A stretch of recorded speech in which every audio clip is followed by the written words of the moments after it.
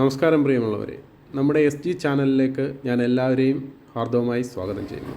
ഇന്ന് നമ്മൾ കാണിക്കുന്നത് ചാവക്കാട് ഉള്ള ഇന്ത്യയിലെ തന്നെ ഏറ്റവും വലിയ അക്വേറിയം സ്ഥിതി ചെയ്യുന്ന പാർക്കാണ്.